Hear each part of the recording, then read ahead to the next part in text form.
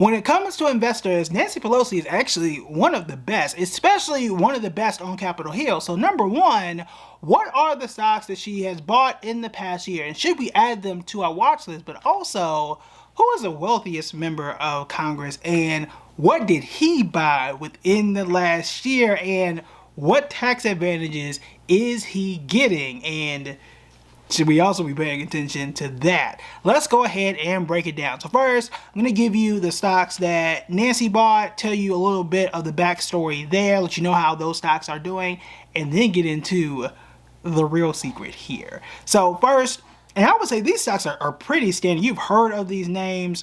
I would argue you should be investing in these already if you have not. And one of these might actually be at a discount. So first, Palo Alto Networks. This is no secret. I have told y'all about this stock many times before, especially last year. You know, before the stock got as good as where it is right now. So February 2024 is when she picked it up, and by proxy her husband is in the financial field. And they made two purchases, but the one that was most recently logged was in February of 2022, so just a few months ago. But in the last 6 months, the stock is up 25%, and in the last year, the stock is up 64%. That's solid. Now, I told y'all last year when I picked up Palo Alto Networks. Now, I took a little bit of profits. Currently, what's left of it for me, I'm still up 18%. Just throwing it out there, okay? It was in our members only. We've done videos about it.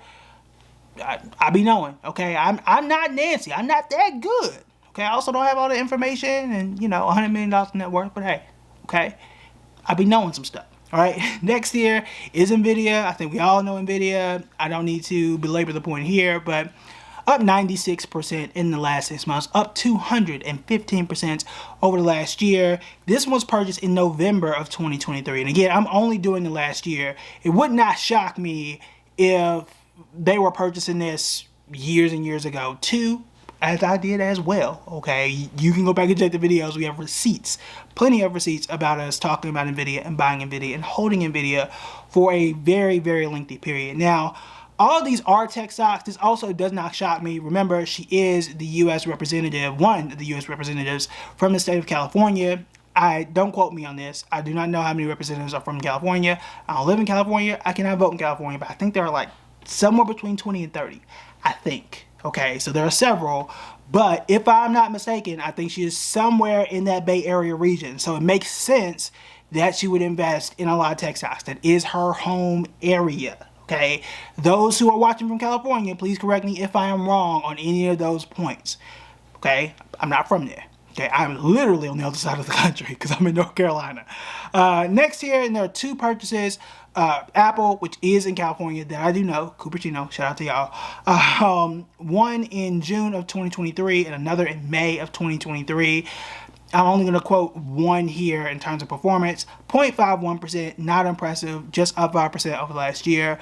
Apple is mixed. Now, it really depends on how you want to look at this, okay? I could look at you and say, Apple is at a discount. Okay, there's one way that I can look at this. I can say it's at a discount. I can say that sales are down right now. It's down by 10%. I can say that this is a lull and that this is a one of the few times where you can buy Apple at the cheap. Okay, there's one way that you could look at this. And I could say in the last 10 or 15 years, it is rare that you're going to see Apple only be up 0.5% or even 5%. It is extremely rare. And that would be true that is rare. However, I could also say that when's the last time you've seen Warren Buffett sell off billions of dollars of Apple shares? I can say that, okay? Now, the other part of it is there are no insider buyers in the last year of Apple, meaning Tim Cook, the CEO, all the board of directors, the chief marketing officer, and all the major decision makers at Apple, they have not bought any shares of Apple themselves while Apple has been cheap. That tells me that they don't necessarily believe in the company enough to be buying shares at the cheap.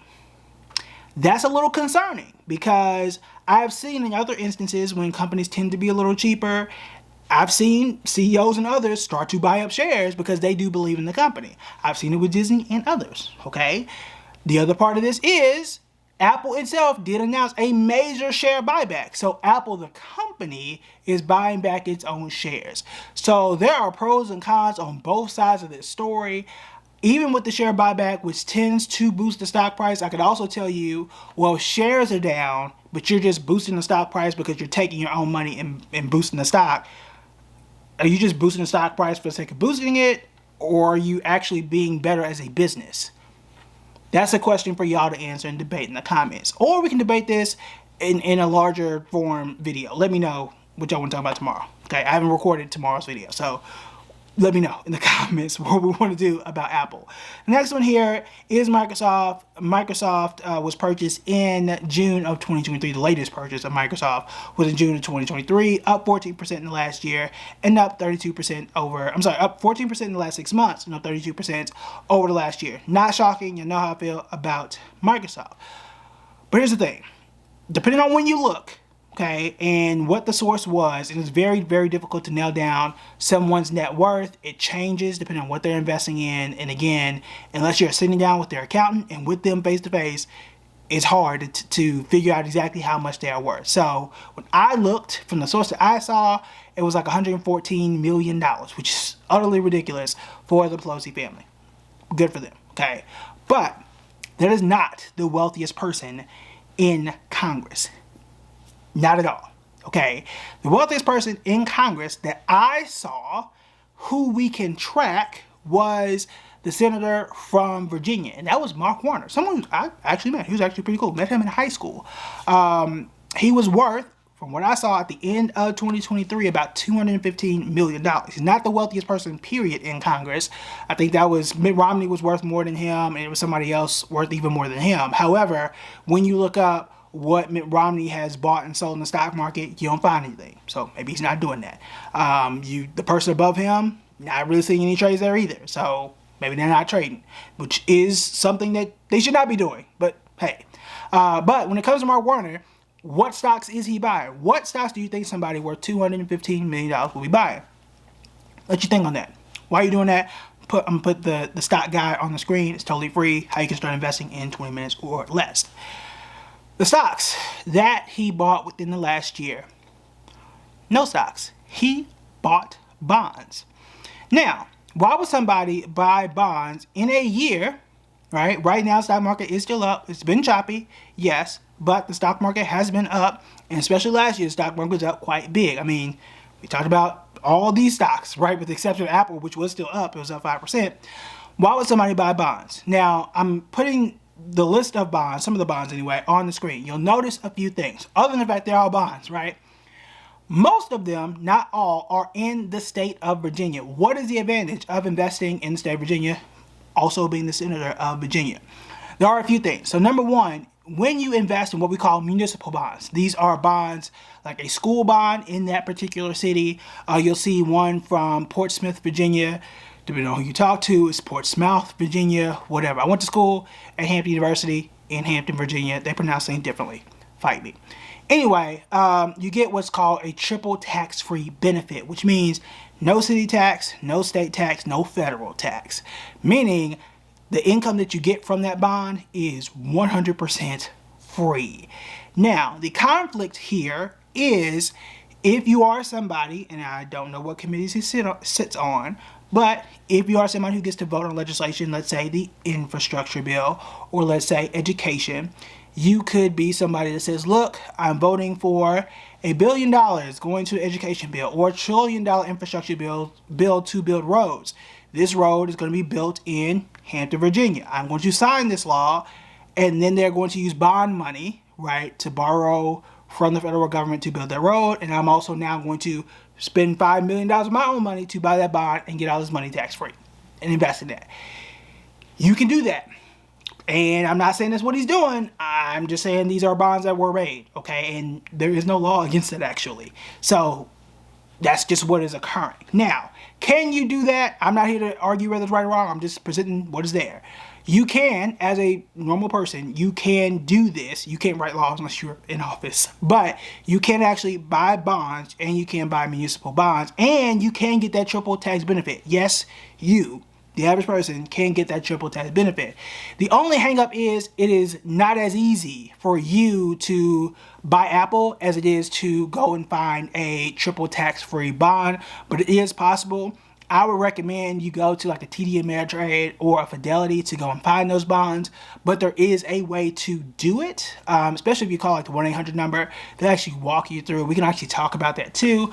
Or likely, if somebody asks me to do it, I'm not going to just do it to be doing it for free. If somebody has to ask me to do it, I'm not going to charge you, but somebody has asked me to do it so that I know there's interest for it, but I can do a video on how you can start to find those bonds. Because to do this as a financial advisor, but there is a way to see the inventory to go through and buy those bonds. If you ask me, I would say that 95% of people don't really benefit from it, because you have to really invest a significant sum of money for that benefit to really make a difference in your own portfolio. Because remember, bonds are usually bought by the thousands of dollars at a time. So you get a one bond and it pays 5%, you know, you get $20 tax free. Woo, right? So we're talking $40,000, $50,000, $60,000, $100,000, $200,000.